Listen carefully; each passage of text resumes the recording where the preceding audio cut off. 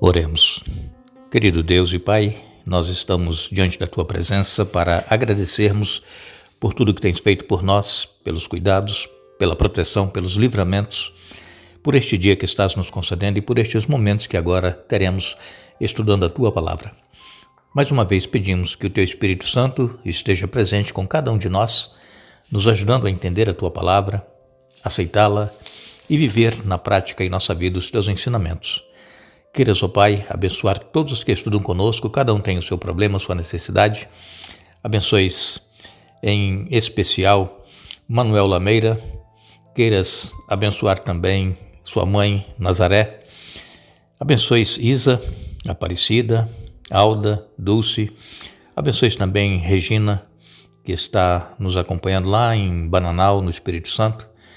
E todos os demais nomes que eles citam aqui pedindo orações, que as bênçãos sejam concedidas. É o que nós te pedimos agradecidos em nome de Jesus. Amém. Durante esta semana, estivemos aqui estudando o primeiro capítulo de Colossenses, uma carta que Paulo escreveu para os irmãos lá de Colossos.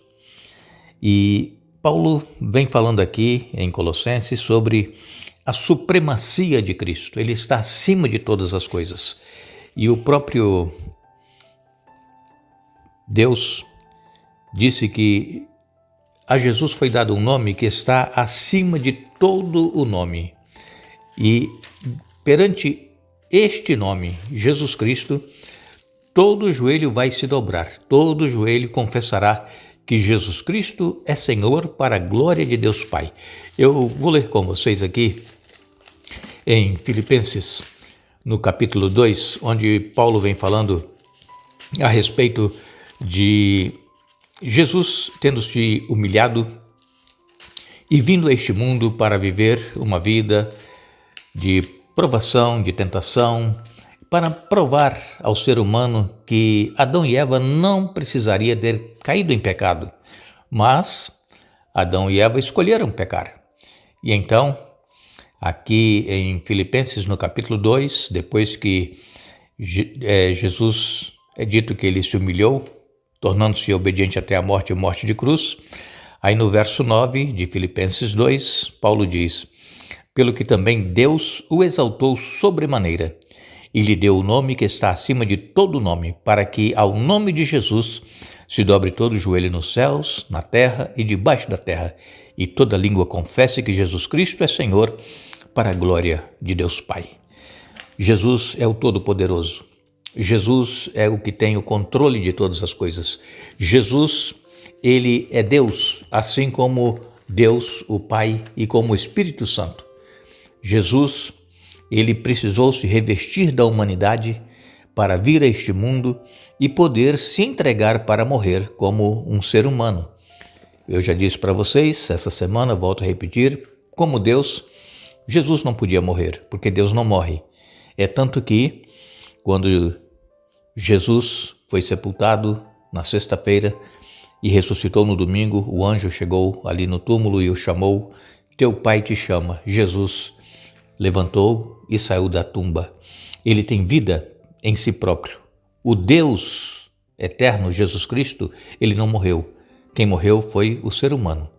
E então, Jesus, ele disse várias vezes para as pessoas que o acompanhavam que ele era o Deus, o mesmo Deus que criou os céus e a terra.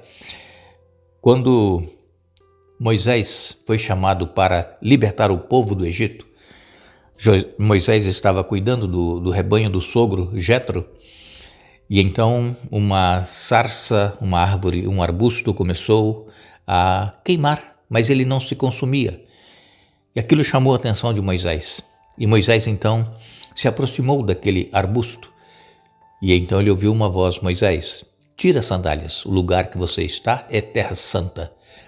E então Moisés tirou as suas sandálias e ele então perguntou: mas quem és tu? Qual é o teu nome?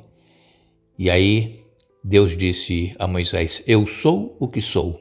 E disse mais: Assim dirás aos filhos de Israel: eu sou, me enviou a vós outros. Está em Êxodo capítulo 3, verso 14.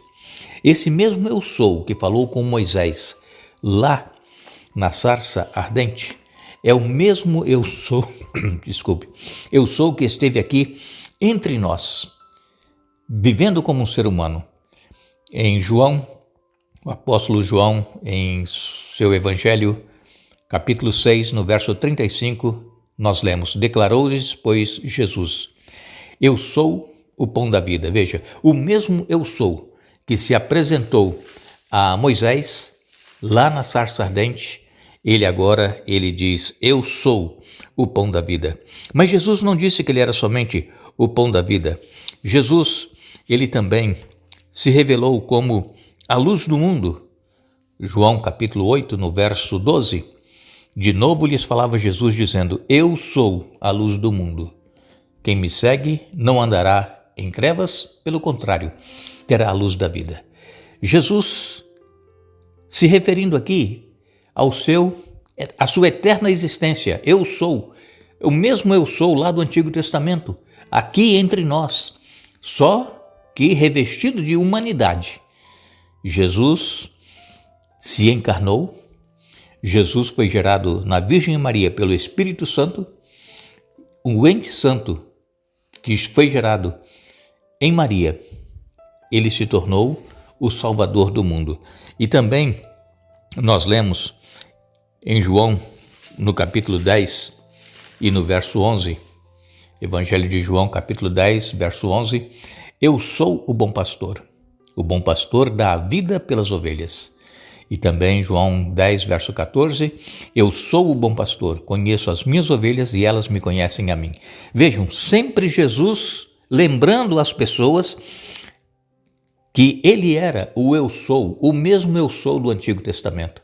Por que Jesus estava dizendo isso? Porque aquelas pessoas que estavam seguindo a Jesus eram pessoas que conheciam o Antigo Testamento, conheciam a Torá, os primeiros 5 livros da Bíblia, escritos por Moisés, e muitos desses que estavam ali sempre acompanhando Jesus eram fariseus, eram pessoas que queriam pegar Jesus em alguma falha para poder matá-lo. A intenção das pessoas, dos líderes religiosos que seguiam Jesus, não era para aprender, era para querer pegar Jesus em alguma falta e então condená-lo à morte. Mas vejam aqui em João, no capítulo 11 e no verso 25, capítulo 11 de João relata a ressurreição de Lázaro. E no verso 25 Jesus disse: eu sou a ressurreição e a vida, quem crê em mim, ainda que morra, viverá. Então esse eu sou do Antigo Testamento é o mesmo eu sou que veio e viveu aqui entre nós. Ainda no Evangelho de João, no capítulo 8, no verso 58, Jesus respondeu: em verdade eu vos digo, antes que Abraão existisse, eu sou. Por que Jesus disse isso? Porque perguntaram a Jesus se ele era maior do que o pai Abraão, o patriarca da fé dos judeus. E aí Jesus respondeu: antes que Abraão existisse, eu sou.